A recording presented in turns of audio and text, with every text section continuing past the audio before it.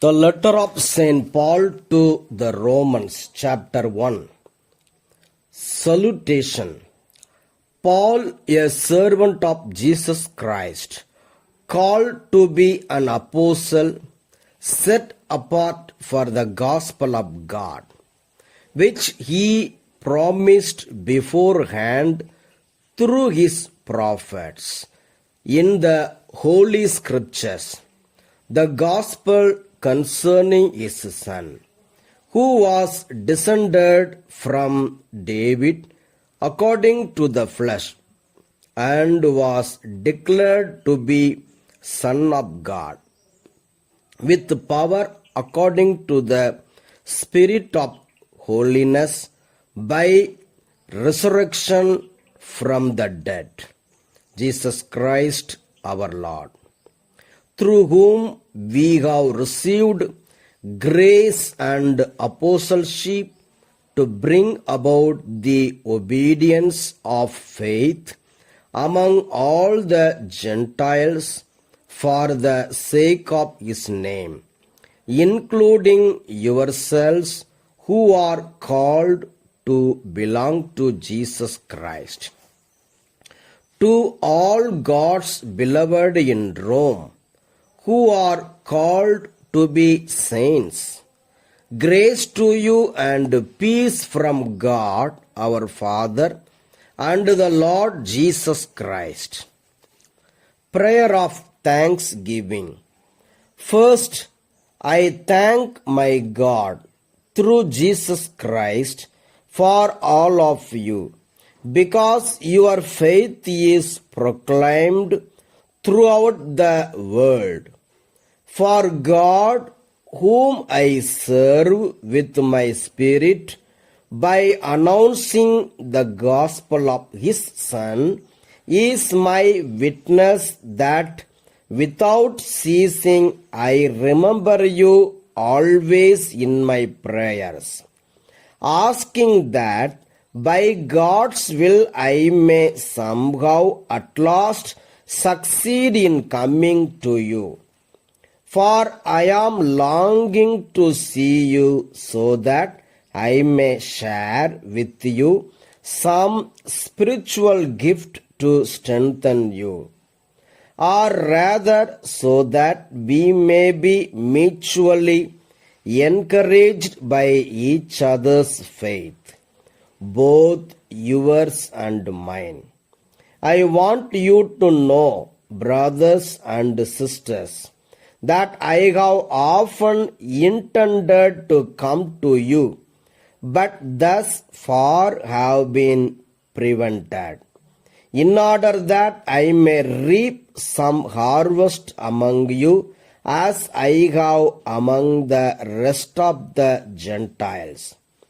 I am a debtor both to Greeks and to barbarians, both to the wise and to the foolish.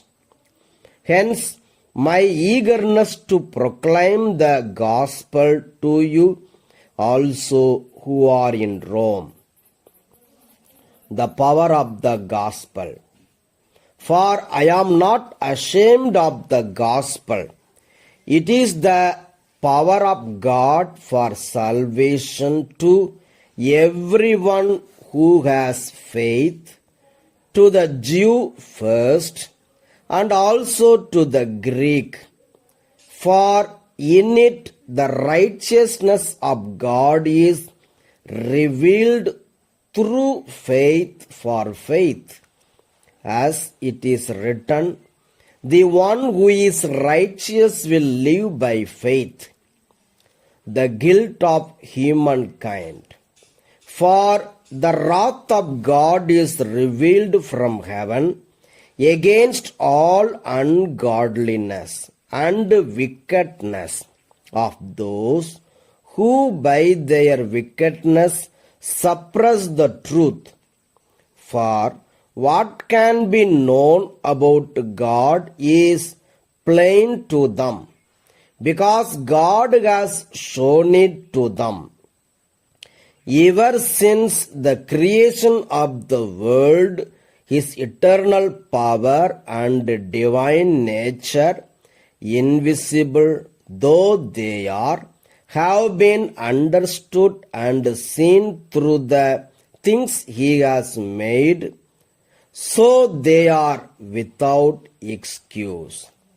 For though they knew God, they did not honor him as God or give thanks to him, but they became futile in their thinking, and their senseless minds were darkened.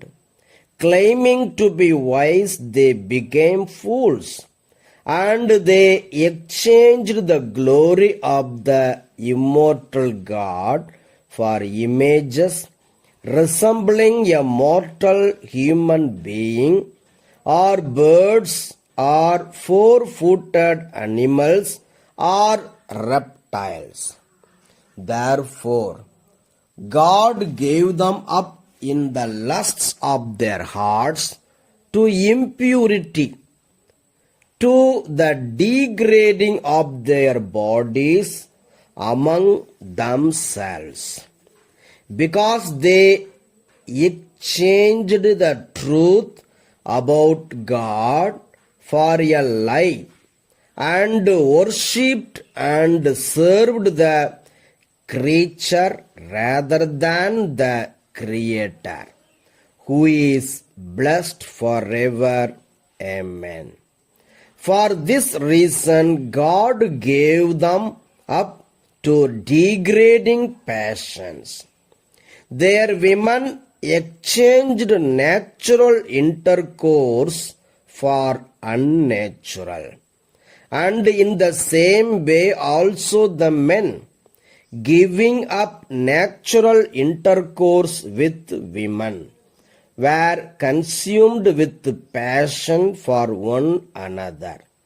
Men committed shameless acts with men, and received in their own persons the due penalty for their error. And since they did not see fit to acknowledge God, God gave them up to a debased mind and to things that should not be done.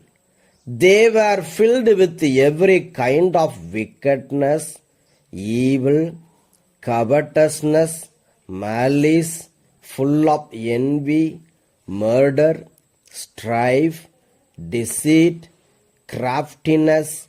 They are gossips, slanderers, God-haters, insolent, haughty, boastful, inventors of evil, rebellious toward parents, foolish, faithless, heartless, ruthless. They know God's decree that those who practice such things deserve to die, yet they not only do them but even applaud others who practice them. The word of God. Thanks be to God.